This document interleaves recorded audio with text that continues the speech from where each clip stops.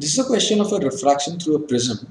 It's given a prism of angle theta, right angle prism of angle theta, where sin theta is given as 0.8. And there are two parallel beams of light, P and Q, containing the radiations of wavelength 4000 angstrom and 5000 angstrom. So P and Q, they are consisting of wavelengths 4000 angstrom and 5000 angstroms. That is, the light is bichromatic, and it is given to us that they are mutually coherent in each wavelength separately. So the wavelengths are the two sources P and Q, the beams of light. They are coherent, mutually coherent as such. The refractive index of the prism is variable with respect to the wavelength, and it is given as 1.20 plus b by lambda square, where lambda is given in angstrom and b is some positive constant. There is an interesting information given here that the value of B is such that the condition for the total reflection at the phase AC is just satisfied for one wave and not for the other. So one of the waves will totally internally reflect at this point, at this phase AC, and the other will not. So we have to find out the value of B for such a condition to exist, and also we have to find out the deviations of the transmitted beam through the phase AC. Alright, so let's start with the solution.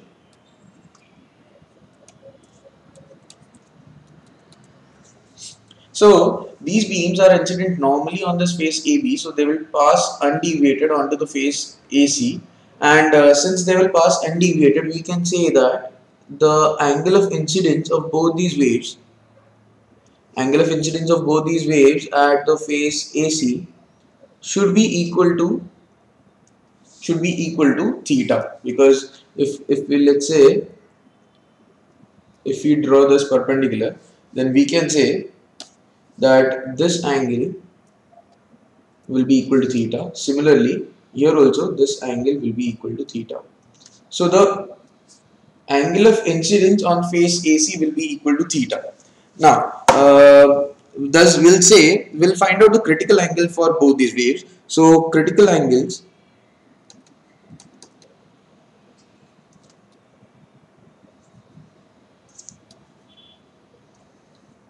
for the two wavelengths would be, let's say we find the critical angle for wave 1, that will be equal to 1 by mu 1, which will be equal to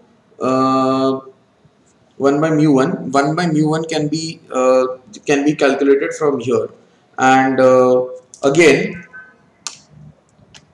that will be for sine for one wavelength, and for other wave sine theta c for the second wave can be calculated by 1 by mu 2. So, and also we know that mu 1 can be said to be 1.2 plus b by lambda 1 square. Lambda 1, let's take lambda 1 as 4000 angstroms. So we'll take this as 4000 ka square, and mu 2 will be equal to 1.2 plus b by 5000 square. Now from here we can see mu 1 and mu 2, they can be related, that mu 1 is greater than mu 2. Now mu 1 is greater than mu 2. This implies, now since mu 1 is greater than mu 2, we can say that sine theta c for wavelength 1 will be less than sine theta c for wavelength 2. Now therefore we can say that theta c for first wavelength will be smaller than theta c for the second wavelength. So if the wavelength, if this angle, the angle of incidence is such that it is greater than the critical angle, that wave will refract, that ray will not be able to refract out, and it will be internally reflected. As we can see that the critical angle for first wavelength, that is the wavelength of 4000 angstrom, that critical angle is smaller than the other critical angle. That's why this wave has more chances of internally reflecting than the other wave. Thus we can say, therefore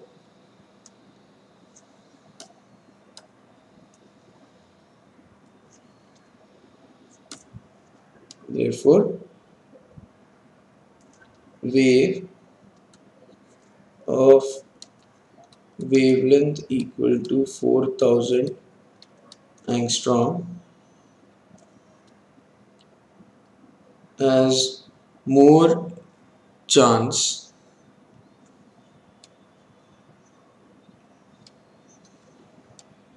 of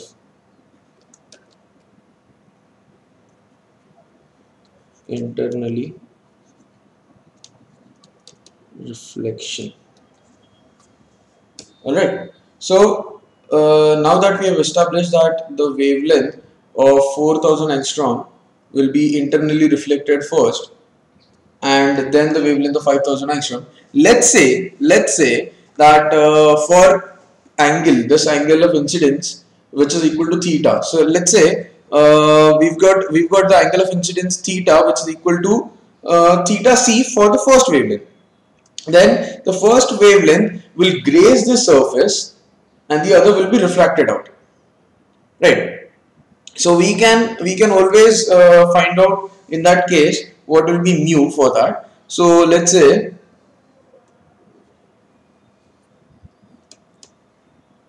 suppose theta equal to theta c for the first wavelength.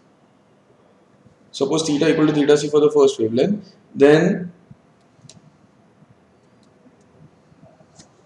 sorry,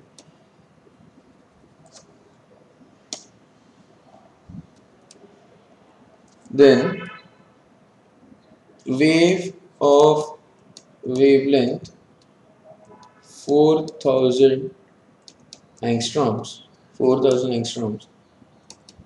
will graze the face graze the face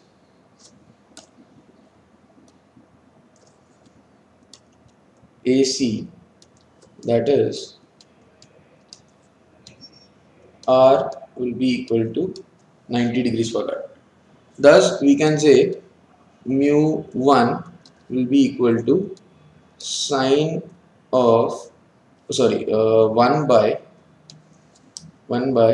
sine of theta c for the first wavelength, which will be equal to, as we have said that theta c for the first wavelength is nothing but sine theta. So 1 upon sine theta. So mu1 will be equal to 1 upon sine theta. Now we know mu1. Mu1 is nothing but mu1 is this 1.2 plus b by 4000 square. So mu1 is 1.2 plus b by 4000 square will be equal to 1 upon sine theta, and 1 upon sine theta is given as sine theta is given as 0.8. So 1 upon sine theta will be equal to 1 upon 0.8. Right. So solving this, we get the value of b. It comes out to be 8 into 10 to the power 5 angstrom square.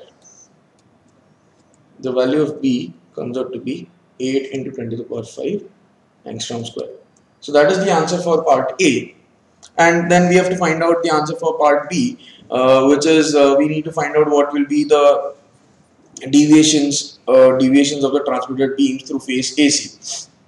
So for this case, we can say that sine R will be equal to second for the first wave, the angle of refraction will be 90 degrees.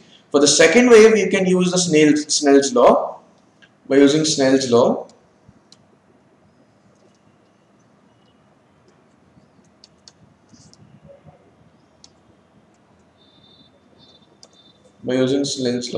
we can say sine R will be equal to mu2 sine theta.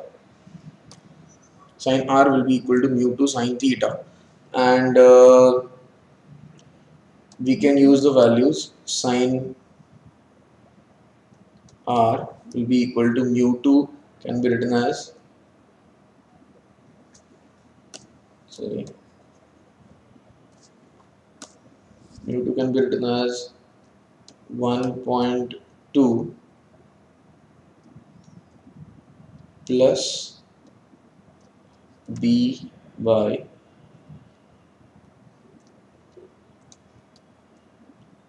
5000 square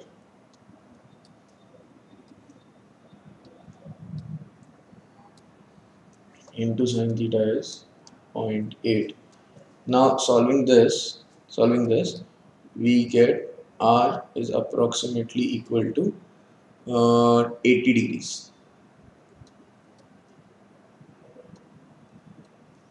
R is approximately equal to 80 degrees. So deviation can be found out. Deviation will be equal to r minus theta, that is refracted angle minus incident angle. So r minus theta, and since sine theta is given as 0.8, which is 4 by 5, which is approximately equal to 53 degrees. So we can say this will be equal to 80 degrees minus 53 degrees.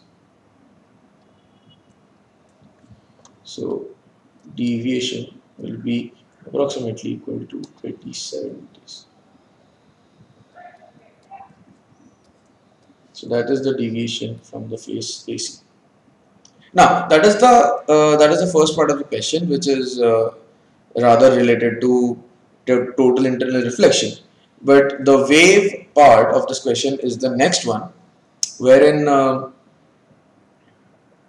we'll see that a convergent lens is used to bring these transmitted beams into focus, and if the intensities of the upper and lower beams immediately after transmission from the phase AC are 4I and I respectively, we have to find out the resultant intensity at the focus. That is, these beams, when they transmit out of this phase AC and they are passed through a converging lens, they meet at some point, which is the focus, and we are supposed to find out what is the intensity of the converging beams at the focus. If the intensity of this beam is 4I and the lower beam is given as I, so the intensity of this beam is 4I and the intensity of this one is I. So we are supposed to find out that. Now these beams which will be reaching at this point, they will suffer a path difference which till this point D and point F, which will be 0. After this there will be a path difference EF, which will be in the glass medium, and then there will be a path difference DG, which will be in the air medium. Now this difference, path difference DG, is covered more by first wave over the second, and this EF is covered more by the second over the first. So the path difference can be written as, we can say the solution for this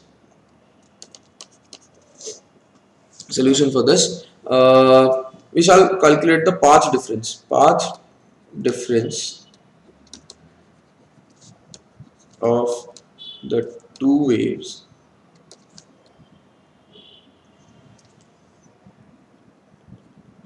reaching at the focus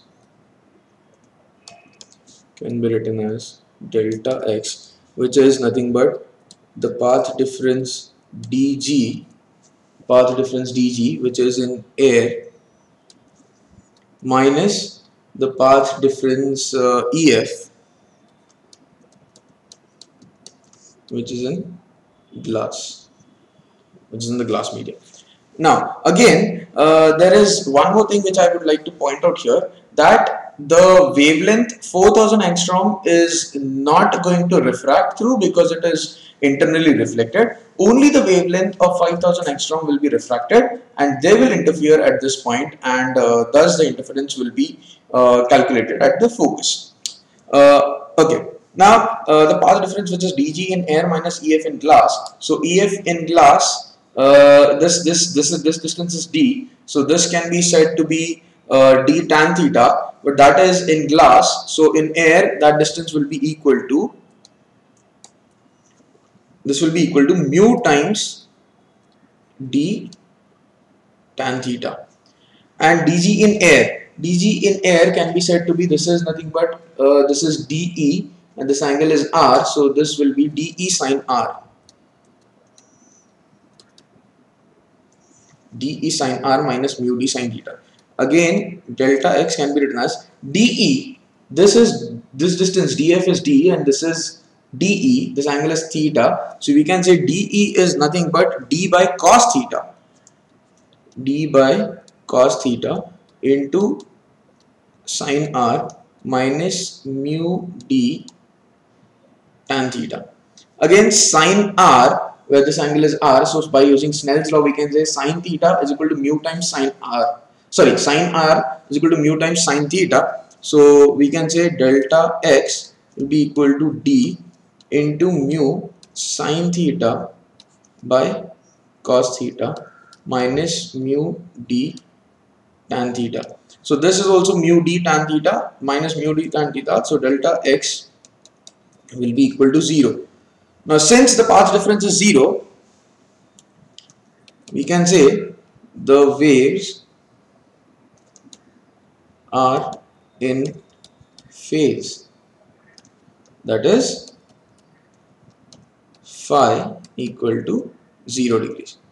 Phi equal to 0 degrees. So we need to find out the resultant intensity, which will be given by I resultant, which is equal to I1 square I1 plus I2 plus 2 root over I1 I2 cos phi.